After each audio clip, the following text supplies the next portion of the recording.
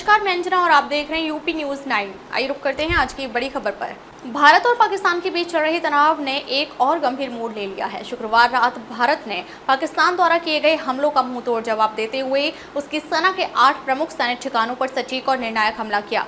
इन ठिकानों में पाकिस्तान की वायुसेना के अड्डे, हथियारों के डिपो और आतंकियों के लॉन्च पैड शामिल थे, जिनका उपयोग भारत के खिलाफ विध्वंसक गतिविधियों के लिए किया जा रहा था। शनिवार को रक्षा मंत्रालय और विदेश मंत्रालय की एक संयुक्त प्रेस कॉन्फ्रेंस आयोजित की गई, जिसमें सेना की वरिष्ठ अधिकारी कर्नल सोफिया कुरैशी ने इस जवाबी कार्रवाई की पुष्टि की। उन्होंने बताया कि यह सैन्य कार्रवाई पूरी तरह से आत्मरक्षा के अधिकार और क्षेत्रीय संप्रभुता की रक्षा के तहत की गई है। भारत ने स्पष्ट कर दिया है कि वह आतंकवाद को किसी भी सूरत में सहन नहीं करेगा, चाहे वह सीमा पार से हो या भीतर से। इससे पहले सीमा सुरक्षा बल यानी बीएसएफ ने एक वीडियो जारी किया था, जिसमें स्पष्ट रूप से देखा जा सकता है कि पाकिस्तान के सियालकोट जिले के लूनी क्षेत्र में स्थित एक आतंकी लॉन्च पैड को भारतीय सेना ने सटीक हमले से नष्ट कर दिया। यह स्थान लंबे समय से सीमा पार आतंकी गतिविधियों का केंद्र बना हुआ था और यहां से भारत में घुसपैठ और हमलों की योजनाएं बनाई जा रही थी। शुक्रवार को शाम 7:47 से लेकर रात 10:57 तक पाकिस्तान ने भारत के जम्मू कश्मीर, पंजाब, राजस्थान और गुजरात राज्यों के कुल 26 शहरों पर 550 से अधिक ड्रोन दागे। इन ड्रोन हमलों का उद्देश्य भारत के नागरिक इलाकों में दहशत फैलाना, सामरिक ठिकानों के टोह लेना और संभवतः नुकसान पहुंचाना था। हालांकि भारतीय सेना और वायु रक्षा प्रणाली ने अधिकतर ड्रोन को समय रहते मार गिराया और स्थिति को नियंत्रण में रखा।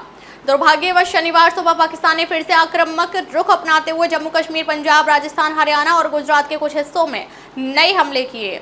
इनमें सबसे अधिक प्रभावित क्षेत्र राजौरी रहा, जहां एक प्रशासनिक अधिकारी समेत कुल 5 लोगों की गोलीबारी में मृत्यु हो गई। इसके अलावा दर्जनों लोग घायल हुए हैं। जम्मू शहर में भी हवाई हमले जारी हैं और कई नागरिक इमारतों को गंभीर नुकसान पहुंचा है। स्थानीय प्रशासन ने राहत और बचाव कार्य तेज कर दिए हैं, जबकि नागरिकों से संयम और सतर्कता बरतने की अपील की गई है। भारतीय सेना ने अपनी जवाबी कार्रवाई को ऑपरेशन सिंदूर नाम दिया है। यह ऑपरेशन 8 और 9 मई की रात को अंजाम दिया गया। सेना के मुताबिक इस कार्रवाई का उद्देश्य सीमावर्ती क्षेत्रों में सक्रिय आतंकी ढांचे को नष्ट करना और भविष्य में होने वाली संभावित हमलों की योजना को विफल करना था। एलओसी के पास स्थित आतंकी लॉन्च पैड्स को हाई प्रिसीजन स्ट्राइक के जरिए निशाना बनाएगा, जिससे आतंकियों की लॉजिस्टिक सप्लाई और कम्युनिकेशन नेटवर्क पर भारी असर पड़ा है। सेना का कहना है कि यह सैन्य कार्रवाई न सिर्फ सामरिक दृष्टिकोण से महत्वपूर्ण थी, बल्कि भारत की नीति को भी दर्शाती है कि भारत अब किसी भी उकसावे या आतंकी हमले का मुग्धाशक नहीं रहेगा, बल्कि निर्णायक और प्रभावशाली जवाब देगा। यह भारत की सक्रिय और स्पष्ट सुरक्षा नीति की दिशा में एक अहम कदम है। अंतर्राष्ट्रीय समुदाय इस पूरे घटनाक्रम को गंभीरता से देख रहा है। संयुक्त राष्ट्र और कई वैश्विक शक्तियों ने दोनों देशों से संयम बरतने की अपील की है। हालांकि भारत ने स्पष्ट किया है कि उसकी कार्रवाई सिर्फ आत्मरक्षा और आतंकवाद के खात्मे के लिए थी। इसका उद्देश्य आम नागरिकों या पाकिस्तान की संप्रभुता को नुकसान पहुंचाना नहीं है। वर्तमान में सीमावर्ती इलाकों में हाई अलर्ट जारी है।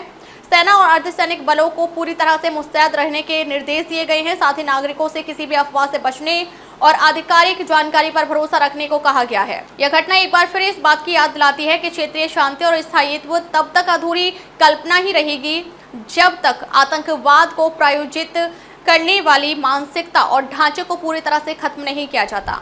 जैसा कि हम पिछले 2-3 प्रेस ब्रीफिंग्स में भी बता चुके हैं, ये पाकिस्तानी गतिविधियां हैं पिछले 2-3 दिन से, जो एक एस्केलेटरी तौर पे देखी जा रही हैं और प्रोवोकेटिव तौर पे देखी जा रही हैं।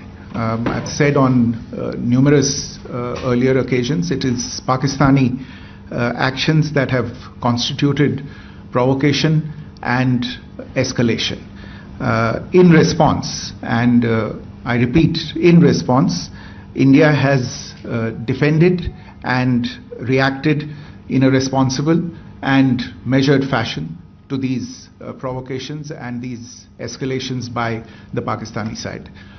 Earlier this morning, we saw a repeat of this escalatory and provocative pattern, and I'll invite Colonel Sophia Qureshi and Wing Commander Vyomika Singh to update you on the developments since early this morning. Colonel Qureshi. Thank you sir. नमस्कार। पाकिस्तान सेना ने पूरी पश्चिम मोर्चे पर लगातार आक्रामक गतिविधियां जारी रखी। उसमें UCAV drones, long range weapons, loitering munitions और लड़ाकू विमानों का उपयोग कर भारतीय सैन्य ढांचे को निशाना बनाया। नियंत्रण रेखा पर भी ड्रोन घुसपैठ और भारी कैलिबर हथियारों से गोलाबारी की। अंतर्राष्ट्रीय सीमा और एलओसी पर श्रीनगर से नलिया तक 26 से अधिक स्थानों पर हवाई घुसपैठ के प्रयास किए गए। भारतीय सशस्त्र बलों ने अधिकांश खतरों को सफलतापूर्वक निष्क्रिय किया। फिर भी वायु सेना स्टेशनों पर उधमपुर, पठानकोट, आदमपुर और भुज बठिंडा स्टेशन, इन सब पर उपकरण व पर्सनल्स को हानि पहुंचाई। मैं ये भी बताना चाहती हूं कि पाकिस्तान ने हाई स्पीड मिसाइल सुबह 1:40 पर इस्तेमाल करके पंजाब के एयरबेस स्टेशन को दागने की कोशिश की। एक निंदनीय और अनप्रोफेशनल एक्ट के तहत पाकिस्तान ने श्रीनगर, अवंतीपुर और उधमपुर के वायु सेना अड्डों पर चिकित्सा केंद्र और स्कूल परिसर को निशाना भी बनाया, जिससे उसके द्वारा सिविल इंफ्रास्ट्रक्चर पर हमला करने की गैर जिम्मेदाराना प्रवृत्ति फिर उजागर हुई। पाकिस्तान द्वारा सैन्य ठिकानों को जानबूझकर निशाना बनाने के पश्चात भारतीय सशस्त्र बलों ने त्वरित व सुनियोजित जवाबी हमले किए। Technical installations, command and control centres, radar sites और हथियार भंडार को चुनकर निशाना बनाया गया। रफीकी, मुरीद, चकलाला, रहमियार खान, सुकूर और चुनिया स्थित पाक के सैन्य ठिकानों पर एयर लॉन्च्ड सटीक हथियारों व लड़ाकू जेट से प्रहार किए गए। पसरूर स्थित रडार साइट और सियालकोट का एविएशन बेस भी प्रिसीजन एम्यूनिशन से टारगेट किए गए। इन कार्रवाइयों के दौरान भारत ने कम से कम कोलैटरल डैमेज की क्षति सुनिश्चित की। चिंता का विषय यह रहा कि पाकिस्तान ने लाहौर से उड़ान भरने वाले नागरिक विमानों की आड़ लेकर अंतर्राष्ट्रीय हवाई मार्गों का दुरुपयोग किया ताकि वह अपनी गतिविधियां छिपा सके। ऐसी चालों ने भारतीय वायु प्रतिरक्षा तंत्र को नागरिक सुरक्षा सुनिश्चित करते हुए अत्यधिक संयम के साथ कार्य करने के लिए विवश किया। साथ ही साथ पाकिस्तान ने मिस इन्फॉर्मेशन का सहारा लेते हुए आदमपुर स्थित S-400 प्रणाली, सूरतगढ़ व सिरसा के हवाई अड्डों, नगरोटा के ब्रह्मोस बेस, देहरागिरी के तोपखाना पोजीशन तथा चंडीगढ़ के अग्रिम गोला बारूद डिपो को नष्ट करने के झूठे दावे सोशल मीडिया पर फैलाए। भारत इन फॉल्स नैरेटिव्स को पूर्णतः खारिज करता है। नियंत्रण रेखा पर पाकिस्तान ने ड्रोन घुसपैठ और भारी तोपखाना गोलाबारी के कई प्रयास किए। कुपवाड़ा, बारामूला, पुंछ, राजौरी और अखनूर सेक्टर्स में तोप, मोर्टार एवं हल्के हथियारों से भीषण गोलाबारी जारी रही। भारतीय सेना ने प्रभावी व तुलनात्मक प्रत्युत्तर देते हुए पाक सेना को काफी क्षति पहुंचाई।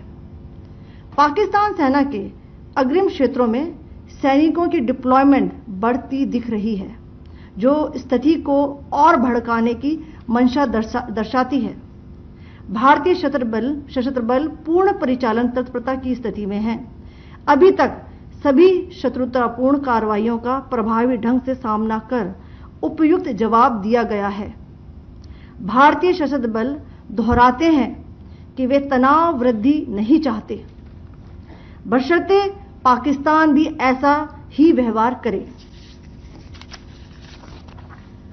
आखिर मैं आपको कुछ वीडियो दिखाना चाहती हूं जहां पर इंडियन आर्मी के वेपन्स एलओसी पर पाक के एसेट्स को ध्वस्त करते नजर आ रहे हैं। I just have a few points to make in closing.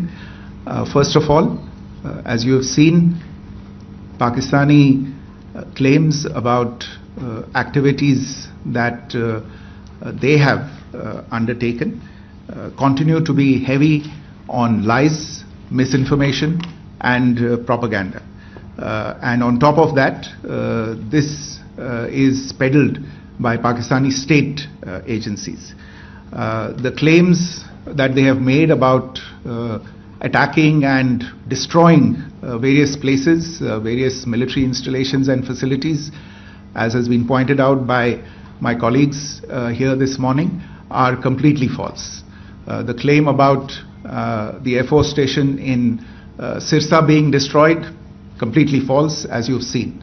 The claim about the Air Force station in Suratgarh being destroyed, completely false again, as you have seen.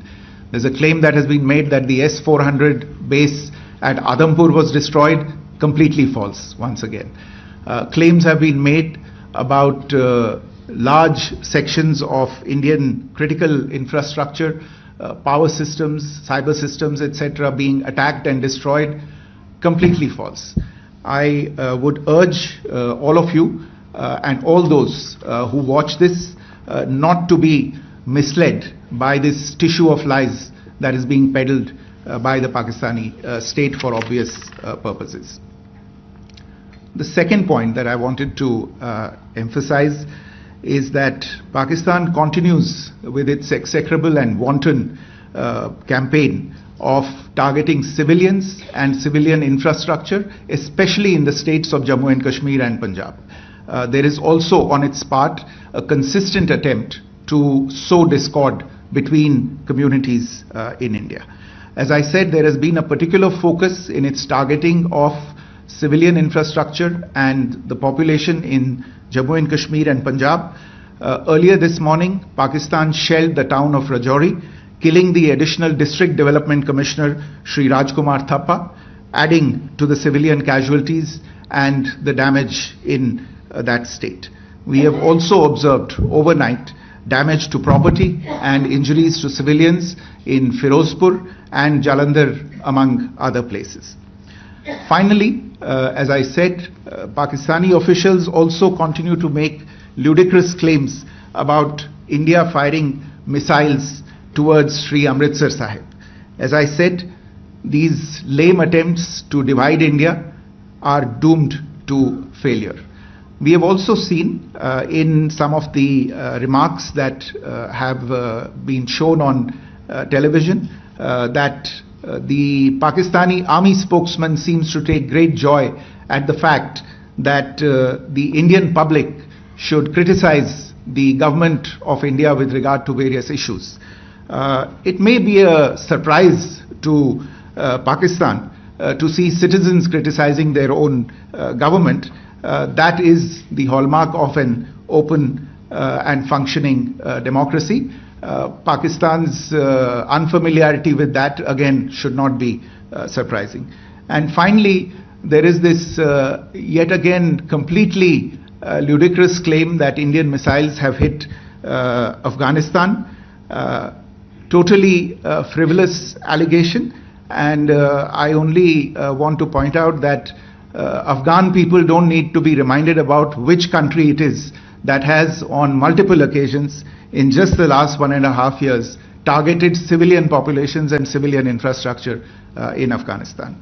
Ladies and gentlemen, as you would have gathered from this morning's briefing, we are dealing with an evolving situation. Accordingly, today we don't have the time to take questions, but we will continue to update you on this situation as we go along. Thank you all very much for joining us this morning. अब तक के लिए बस इतना ही, फिर मिलते हैं एक ऐसे ही बड़ी खबर के साथ। तब तक के लिए नमस्कार और देखते रहिए यूपी न्यूज़ 9।